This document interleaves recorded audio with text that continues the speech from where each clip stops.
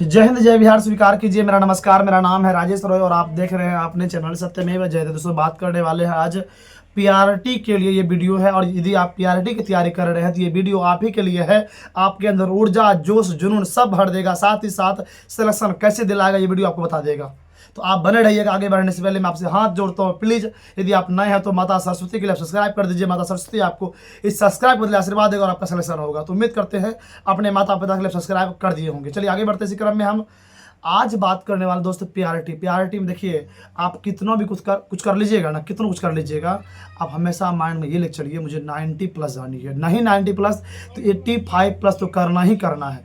जिस तरह से टीआरई 3 में कटअप गया था, ये बात याद रखिए आप। ये तो आसान नहीं होने वाला है टीआरई 4 दोस्त। टीआरई 4 इतना भी आसान नहीं होगा। चलिए ये तो मैं बाद में बात करूंगा अगली वीडियो में। इस वीडियो में आपको बताने जा रहा हूँ पीआरटी में सिलेक्शन कैसे लेंगे। पढ़ने का बहुत कुछ है, पढ़ते रहिएगा, कभी सिलेक्शन नहीं हो पाएगा। बस आपको पढ़नी क्या है वो बात जाननी चाहिए। देखिए पढ़ता सब कोई है, लेकिन सबका सिलेक्शन नहीं हो पाता। क्यों नहीं हो पाता? रीजन इसके पीछे है, पढ़ने कुछ पढ़ता है कुछ। कैसे होगा? सबका वेटेज अलग अलग है ना, अलग अलग है ना। अभी मान लीजिए हिंदू हुआ, मुस्लिम हुआ, सिख हुआ, ईसाई, हम सभी भाई भाई हैं। और सभी भाई का जब शादी विवाह होता है, सबका अलग अलग धर्म होता है, सबका अलग अलग कर्म होता है, करना होता है। अच्छा देखे हैं कि एक कर्म सब निवारा होता है? नहीं होता है ऐसा, नहीं होता है ऐसा दोस्त। मेरा मानना है कि पीआरटी यदि तैयारी कर रहे हैं आप, तो आपको पहले सुनिए कि आपको छोड़ना क्या है। देखिए आप पहले मैं बात कर लेता हूँ इतिहास का। आप जानते हैं आपके सिलेबस में दिया गया है, साफ साफ लिखा गया है INM अर्थात इंडियन नेशनल मूवमेंट, मतलब भारतीय राष्ट्रीय आंदोलन। और भारतीय राष्ट्रीय आंदोलन आपको पता है कि आपके एग्जाम के दृष्टिकोण से इंपॉर्टेंट है। पहले बात ये जाने कि आपको भारतीय राष्ट्रीय आंदोलन होता कहाँ से कहाँ तक है, ये बात जानते हैं आप? पढ़ाई तो कर रहे हैं, लेकिन भारतीय राष्ट्रीय आंदोलन कहाँ से कहाँ तक होता है? कमेंट कीजिए कमेंट, कहाँ से कहाँ तक होता है। तो दोस्त भारतीय राष्ट्रीय आंदोलन होता है आपको 1885 से लेके 1947 तक।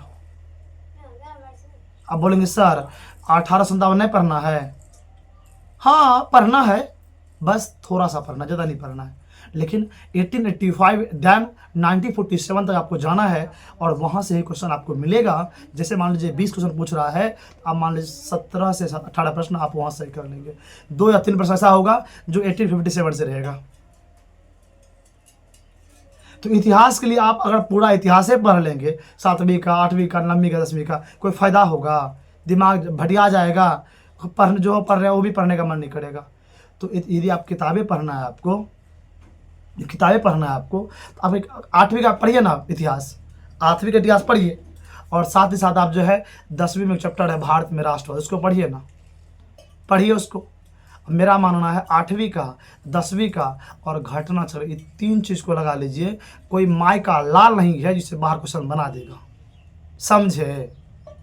ये प्रूव्ड है पूरा। तो मेरा मानना है इतिहास के लिए आप भारतीय राष्ट्रीय आंदोलन, यदि आप किसी सर से पढ़ रहे हैं, देखिए वो भी सर जो है आपको 1885 से 1947 तक पढ़ाए होंगे, पक्का समझे? चलिए हम बात करते हैं। तो इतिहास खंड हो गया आपका। भूगोल, यदि आप किताब पढ़ रहे हैं तो मैं आपको रिकमेंड करूंगा 6, 7, 8, 9, 10 ये इंपॉर्टेंट है, पढ़ना ही पढ़ना है। लेकिन ज़्यादा इंपॉर्टेंट है 8, 9, 10। क्यों बोले ऐसा? सर 6 और 7 में अक्सर चीज़ जो दिया गया वो विश्व के बारे में दिया गया है। अक्सर 6 और 7 में जो है दोस्त वो आपको विश्व के बारे में दिया गया है। लेकिन आपके पीआरटी में पूछता क्या है? भारत का पूछता है। यदि मान लीजिए 25 क्वेश्चन पूछ रहा है भूगोल में, तो आप देखेंगे उसमें 22 से 23 प्रश्न आपका सिर्फ होगा भारत से। 2 या 3 प्रश्न ऐसा होगा जो आपको विश्व से पूछेगा। यदि 2 और 3 प्रश्न के लिए हमको विश्व पढ़ना पड़े तो लानत है ऐसे पढ़ाई पर हमको, समझे? तो 8, 9, 10 बहुत इंपॉर्टेंट है जो कि आपके भारत से रिलेटेड है। और 6, 7 आपको विश्व का रिलेटेड करवा देगा, समझे? तो कहने का मतलब मेरा यह है कि आपको 8, 9, 10 अच्छे से पढ़नी है, लेकिन 6 और 7 को साथ में भी पढ़नी है। आपको बेसिक स्ट्रॉन्ग हो जाएगा जब इसको आप पढ़ लीजिए। तो एक बार प्रयास कीजिए, आप घटना चक्र लगा लीजिएगा, समझे? एक बार लगा लीजिए, मज़ा ही मज़ा खाली है। तो पीआरटी में आप इतिहास पढ़ लिए, भूगोल पढ़ लिए। अब हम बात करते हैं विज्ञान का। तो विज्ञान जनरल करते हैं आप 8, 9, 10 से पूछता है बेसिक क्वेश्चन। बेसिक पूछता है 9 और 10 से, 8 लेकिन चलना है आपको, 7, 6 नहीं पढ़नी है आपको। 8 9 10 पढ़ा नहीं है आपको। यदि आप किसी सर से पढ़ रहे हैं तो आप प्रयास कीजिए बायोलॉजी को रगड़ के पढ़िए समझ के। केमिस्ट्री से क्वेश्चन ज़्यादा नहीं पूछता है, समझे। केमिस्ट्री से क्वेश्चन ज़्यादा नहीं पूछता है। फिजिक्स और बायोलॉजी अक्सर मान्यता दी जाती है, जो इंपॉर्टेंट सब क्वेश्चन है घटना से लगा लीजिए केमिस्ट्री को आप। तो फिजिक्स और बायो बढ़िया से पढ़ लीजिए, इससे बाहर विज्ञान में नहीं पूछेगा। तो आज ये 3 विषय अगर आप कंप्लीट कर लेते हैं दोस्त, तो आपका लगभग आप जोड़ लीजिए ना, 20 25 45 45 15 60 5 65 समथिंग आपको 70 नंबर 65 नंबर 35 से 65 से 70 नंबर आपको इतिहास भूगोल विज्ञान से कंप्लीट हो जाएगा। कमेंट बच गया उधर। तो इतना अगर आप कर लेंगे तो कोई माई का लाल है जो आपको फेल करवा देगा। कीजिएगा आप पास, लिख के तो कीजिएगा पास। आप लिखिए और जय मां सरस्वती लिखिए, कीजिए सब्सक्राइब कीजिए, सरस्वती माँ के नाम से पास कीजिएगा। मेरा आशीर्वाद है और मेरा दुआ है कि आप पास कीजिएगा, निश्चित पास कीजिएगा। तो लिखिए बार जय मां सरस्वती।